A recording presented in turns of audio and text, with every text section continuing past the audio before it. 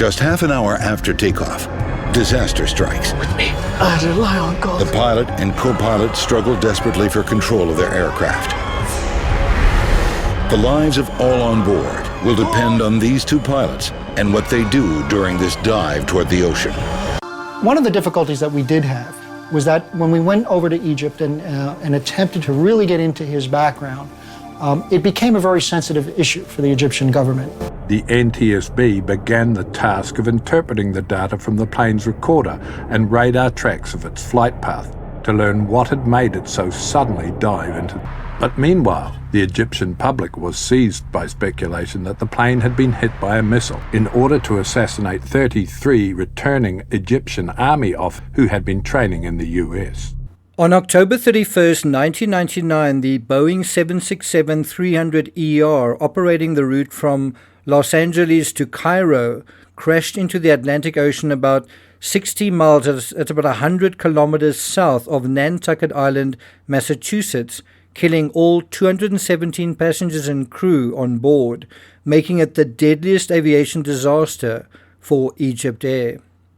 I got nightmares in my head, I fear thoughts build up until I can't feel. My mind fills up into a creature, and it haunts me somewhere much deeper.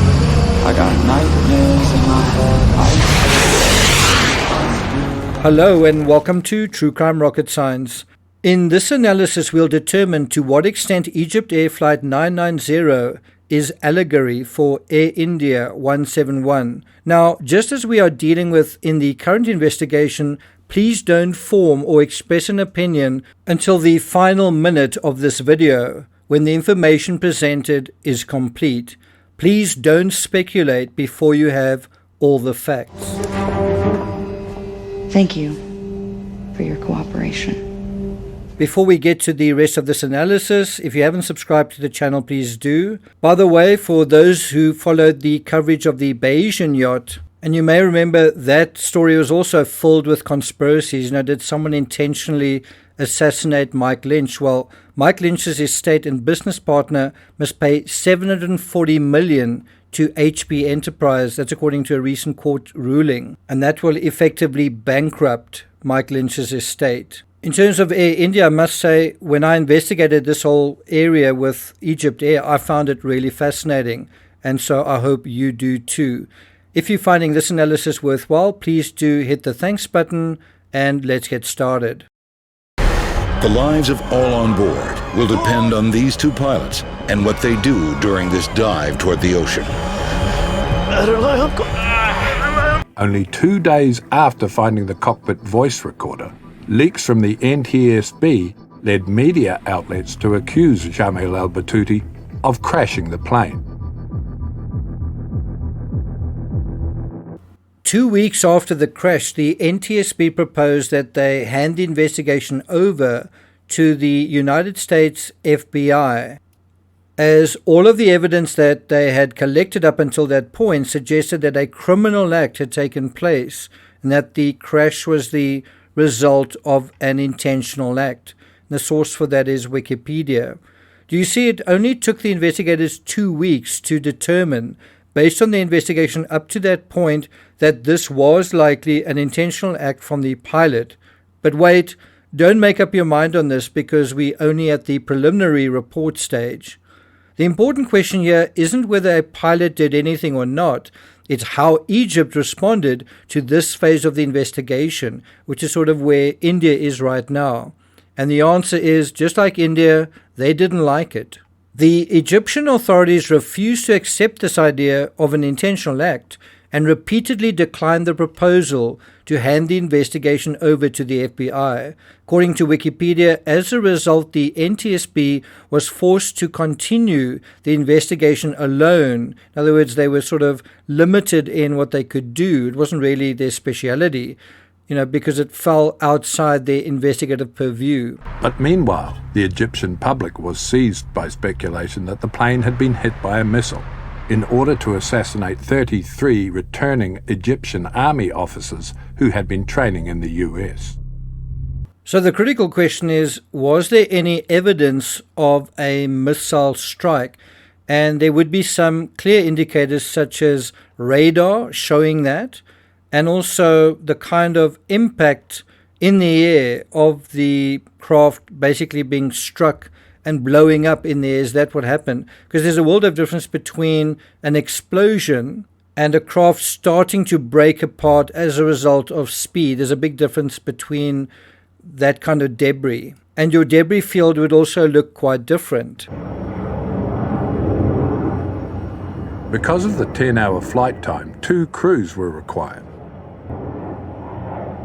Co-pilot Jamal al-Batouti was one of the members of the relief crew.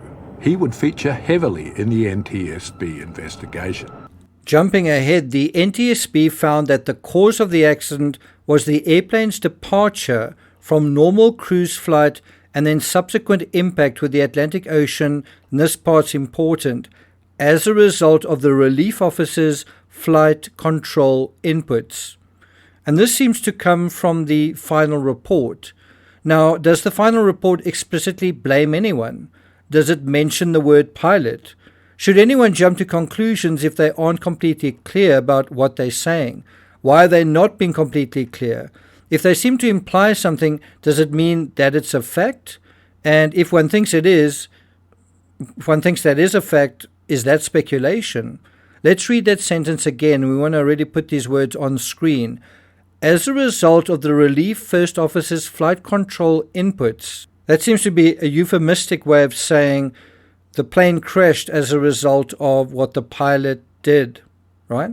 But they also say, however, they were ultimately, that's the NTSB, they were ultimately unable to determine any specific reason for his alleged actions. And so that word alleged, and they couldn't really see why. Doesn't that mean that the pilot didn't really do anything, and so you can't blame the pilot? And to do that would be speculation, right? So, I mean, can't that mean that while the pilot was pressing buttons, there was a mechanical error even? Or perhaps a missile did hit the plane? But contextually, was the fact that they couldn't put together a psychological profile or do a psych evaluation which would address this question, why did the pilot do this? And we've dealt with that. We've heard that the Egyptian authorities weren't very happy with that whole line of questioning.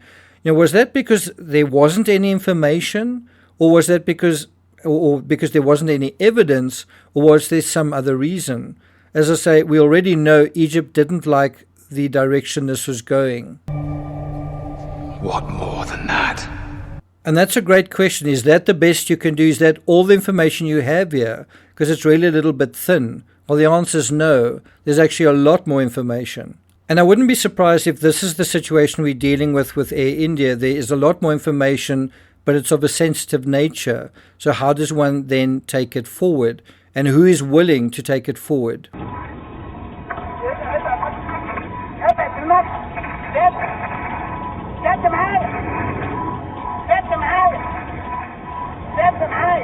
Obviously, a big step in the right direction is actually getting access to the actual voice recording. FBI efforts to learn about al-Batouti's personal life and family relations would be stymied. It became almost to the point where we were never really able to develop all the things that we needed to get at. 3 months after the FBI began investigating al-Batouti, an EgyptAir flight landed in London. The plane's captain requested political asylum in the United Kingdom. He claimed to have information about the cause of the crash of EgyptAir 990, and he feared reprisals in Egypt. Again, guys, please don't form an opinion just yet. Wait for me to complete my analysis. So the ECAA, that's the Egyptian Air Authority, independently concluded that the incident was caused by mechanical failure of the aircraft's elevator control system. Wow, what happened to the whole missile story? Anyway, so is that what happened? It was a mechanical glitch. Hold on.